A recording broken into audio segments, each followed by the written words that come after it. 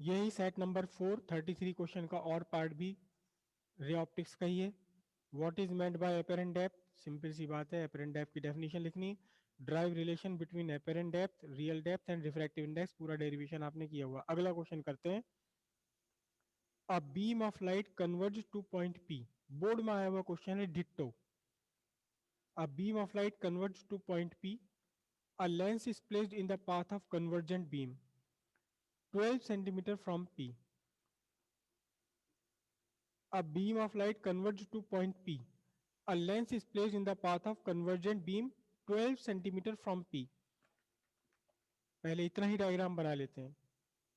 अगर ray optics में आप डायग्राम बना लो तो बहुत आसान हो जाता है आपके लिए सॉल्यूशन। मैंने ये बनाई एक प्रिंसिपल एक्सिस, डॉटेड बना रहा हूं, ठीक है।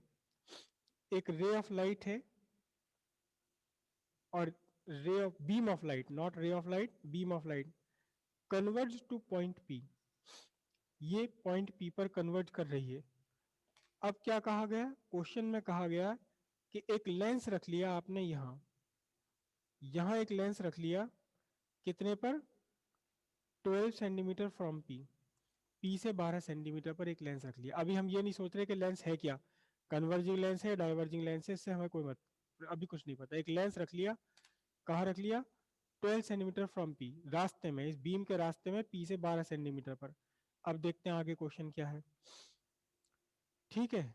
At what point does the beam converge? किस पॉइंट पर बीम कन्वर्ज होगी?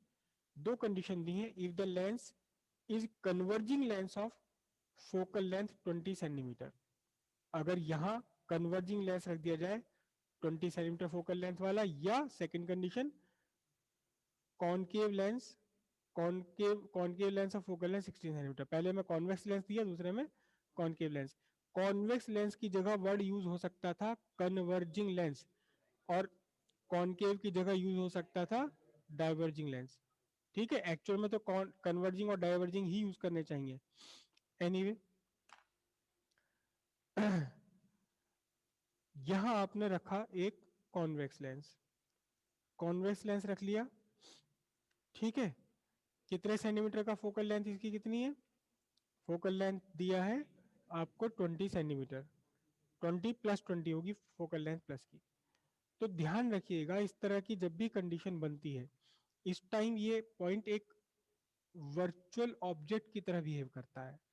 पी एक्ट करता है वर्चुअल ऑब्जेक्ट की तरह से, ठीक है। P act as virtual object. तो डिस्टेंस ऑफ ऑब्जेक्ट इस टाइम +12 होगी। अगर रियल ऑब्जेक्ट होता है तो रियल ऑब्जेक्ट की डिस्टेंस होती है नेगेटिव में, वर्चुअल ऑब्जेक्ट की डिस्टेंस पॉजिटिव में होती है। वी आपको फाइंड करना, कहां कन्वर्ज होगा? एफ आपको गिवन है कितना? +20 सेंटीमीटर। तो सीधी सी बात है, by lens formula 1/f equals 1/v minus 1/u, 1/+20 is equals to 1/v minus +12। Plus minus लिखने में कंजूसी मत करना इन ऑप्टिक्स के क्वेश्चन में।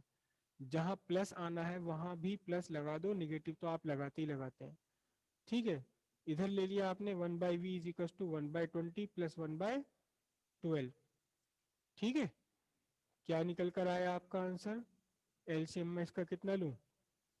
60, 20 × 60, 20, 8/60, तो v इक्वल्स 60/8, 8×8 = 64 होता है, 8×7 = 56, और बच्चे कितने? 8×5 = 40। प्लस में निकल कर आए 7.5 सेंटीमीटर। मतलब क्या हुआ?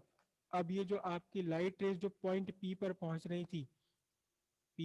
थी, अब ये कहां लेंस से 7.5 सेंटीमीटर पर कन्वर्ज हो जाएंगी। कहां कन्वर्ज हो जाएंगी? यहां कन्वर्ज हो जाएंगी 7.5 सेंटीमीटर फ्रॉम द लेंस। बिल्कुल बढ़िया आंसर आ रहा है। क्यों? क्योंकि ये कन्वर्जिंग लेंस है, जो कन्वर्जिंग लाइट रेज थी उन्हें इसने और ज्यादा कन्वर्ज करके और ज्यादा पहले मिला दिया, और ज्यादा जल्दी मिला दिया, और कम डिस्टेंस पर मिला दिया।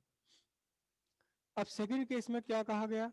सेकंड केस में कहा गया कि अगर ये कॉनकेव लेंस हो, ठीक है, तो उसके लिए भी बिल्कुल बिल्कुल यही कंडीशन है। पी क्या ऐड कर रहा है? वर्चुअल ऑब्जेक्ट की तरह ऐड कर रहा है, तो यू हो गया आपका +12, और एफ हो गया अगली बार में कितना -16, क्योंकि डाइवर्जिंग लेंस है, कॉनकेव लेंस है।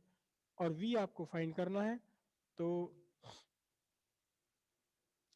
फॉर्मूला वही लगा 1/f equals 1/v minus 1/u, 1/-16 equals 1/v minus plus, हाँ +12, ये तो उतना का उतना ही रहना है, ठीक है।